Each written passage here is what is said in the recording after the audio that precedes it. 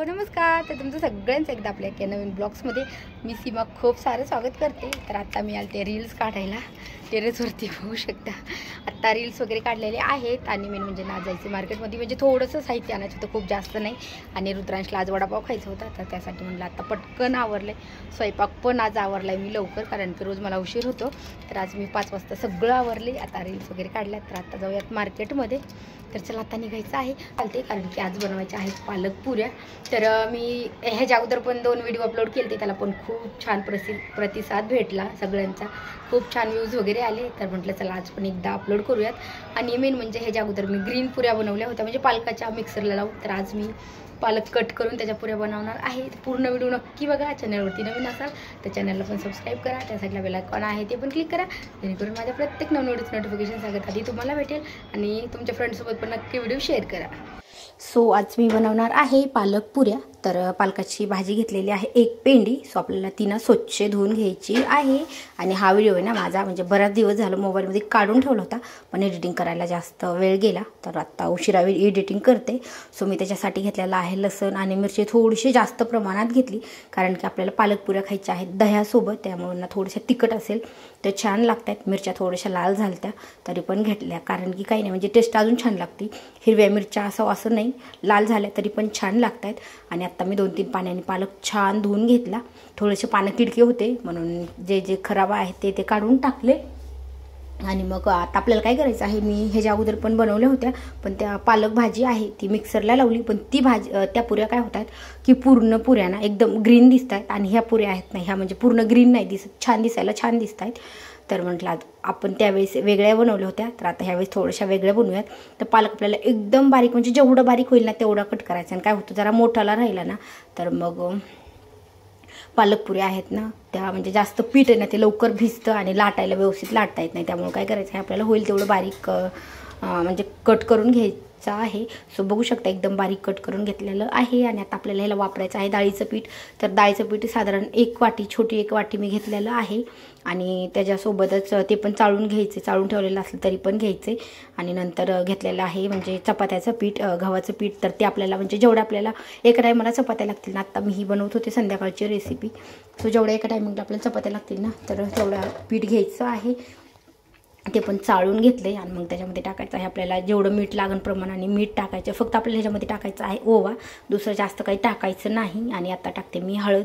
आणि हळद टाकली की जे आपलं हिरवी मिरची आणि लसणाची पेस्ट बनवलेली आहे ती मी टाकून घेते. स्वतः हा व्हिडिओ मी 4 वाजता एडिटिंग करते. आत्ता चहाचा टायमिंग झाला आहे, तर म्हटलं लगेच एका साईडला गॅसवरती चहा बनवला, व्हिडिओ एडिटिंग करूयात.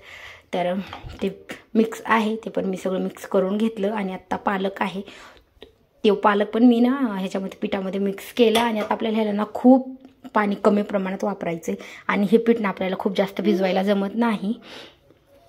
आणि मग आता काय केलं, एकदम आपल्याला घट्ट, जेवढा घट्ट कणिक होईल ना तेवढी घट्ट भिजवायची आहे. सो मी अगदी थोडं थोडं पाणी टाकत होते आणि भिजून घेत होते.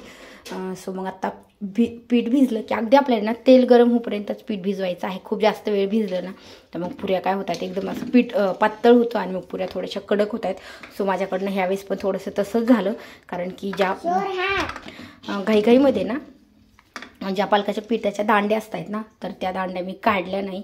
आणि त्या पण कट केल्या. मिक्सरला लावायचं असेल तर आपण दांड्या तशाच टाकू शकतो, पण लाटताना काय होतं की त्या थोड्याशा लाटताना काय झालं माझ्याकडनं, पिठामध्ये जी पुरी आहे ना ती पुरी लाटताना ना पिठामध्ये म्हणजे त्यातलं पूर्ण पाणी निघायला लागलं. ज्या पुरीचं पाणी आहे दांडीचं ते पूर्ण पाणी निघायला लागलं, म्हणून मला ह्याला खूप जास्त प्रमाणामध्ये पीठ लावावं लागलं. मी एवढं कधी पीठ वगैरे वापरत नाही पुरीला, आणि कधीच चपात्याला तर एकदम कमी प्रमाणामध्ये पीठ वापरते. तर ते पाणी थोडंसं जास्त निघायला लागलं, म्हणून पीठ थोडंसं जास्त घेतलं. आणि आत्ता थांबरे बाळा 2च मिनटं. आणि आत्ता रुद्रांश झोपला होता, तो उठलाय. तर म्हटलं चला चहा बनवलाय, चहा बिस्किट खाण्यासाठी. आणि आता व्हिडिओ पण आज हॅपी हो. सो आज म्हटलं तो झोपलेला आहे तोपर्यंत व्हिडिओ एडिटिंग करावा. पण थोडंसं जास्त काम होतं, कपडे भांडे राहिले होते तर बरोबर मला व्हिडिओ एडिटिंग करायला घेतला की तो उठला. तर म्हटलं चला, त्याला म्हटलं तू थोडंसं शांत बस, मी तोपर्यंत पुऱ्या बनवते. सो पहिली पुरी आहे ना थोडीशी कडक झाली, कारण की तेल जास्त गरम झालं. आणि आता दरवेळेस माझ्याकडून तसंच होतं, तेल थोडंसं कमी पण गरम झालं तरी पण कडक होती, आणि जास्त झालं तरी पण कडक होती. आणि मग दुसरी पुरी ना ते एकदम छान येते. आता बघू शकता मला ना, म्हणजे ह्यावेळेसच्या पुऱ्या थोड्याशा म्हणजे जास्त पीठ वापरलं, मला जास्त पीठ आवडत नाही, पण पातळ झालं. तुम्हाला असे जर बनवायचे असेल ना तर पीठ एकदम घट्टच बनवा, आणि अजिबात भिजवायची गरज नाही. 5 मिनटं भिजलं तरी खूप होतं. आणि दुसऱ्या जेव्हा पुऱ्या बनवताना त्याला भिजायला ठेवलं तरी चालतं, पण ह्या पालकाच्या पुऱ्याला भिजून ठेवायला अजिबात जमत नाही. जेवढा वेळ जास्त भिजवाल ना तेवढं पीठ पातळ होतं. आणि आत्ता दुसरी पुरी एकदम मस्त झालेली आहे. सो मी अजून एक तुम्हाला लाटून दाखवते. पुरी एकदम मस्त झाली. आपण वरणासोबत पण खाऊ शकतो, आणि दह्यासोबत तर इतकी मस्त लागते. तर काय होतं की लहान मुलं वगैरे आहेत, ते पालकाची भाजी खायला नको म्हणतायत, तर मग म्हटलं चला पुरी बनवली. तर मग त्याला पुरी, रुद्रांशला पुरी खूप आवडती. सो म्हणून त्याच्यासाठी तर म्हणजे मी सारखंच बनवत असते, 8 दिवसातनं एकदा तरी बनवते. मग कधीतरी माझ्याकडनं जेव्हा व्हिडिओ काढण्यात येईल तेव्हा काढते, एडिट करते. जेव्हा नाही होत तेव्हा म्हणजे व्हिडिओ काढणं पण नाही होत आणि एडिट करणं पण नाही होत. तर आता काय झालं की हा व्हिडिओ खूप दिवसाचा होता, तर मोबाईलमध्ये म्हणजे आता म्हटलं की चला आता आपण हा व्हिडिओ एडिटिंग करूयात, आणि मग नंतर अजून दुसरा व्हिडिओ तर म्हणजे माझं कंटिन्यू काढणं चालूच असतं. जेव्हा एडिट करणं होईल तेव्हा एडिट करते. सो बघू शकता ही पुरी तर इतकी मस्त झाली.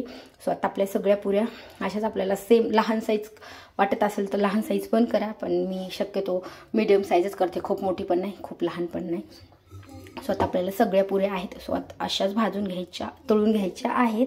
तर तुम्हाला हा व्हिडिओ कसा वाटला मला कमेंट करून नक्की सांगा. व्हिडिओ आवडल्यास लाईक करा, चॅनलवरती नवीन असाल तर चॅनलला पण नक्की सबस्क्राईब करा. त्या साईडला बेल आयकॉन आहे ते पण क्लिक करा, जेणेकरून माझ्या प्रत्येक नवीन व्हिडिओचं नोटिफिकेशन सगळ्यात आधी तुम्हाला भेटेल. सो आता मी सगळ्या पुऱ्या काढून घेतल्यात. अंधार असल्यामुळे थोडीशी क्लॅरिटी वेगळी दिसते, अशी वेगळी दिसते मोबाईलमध्ये, आणि रिअलमध्ये पुऱ्या खूप सुंदर दिसतात, म्हणजे ग्रीन असे एकदम भारी दिसत आहेत. तर आता सगळ्या पुऱ्या झालेल्या आहेत तळून. व्हिडिओ आवडल्यास नक्की लाईक करा, आणि चॅनलवर नवीन असेल तर चॅनलला पण नक्की सबस्क्राईब करा.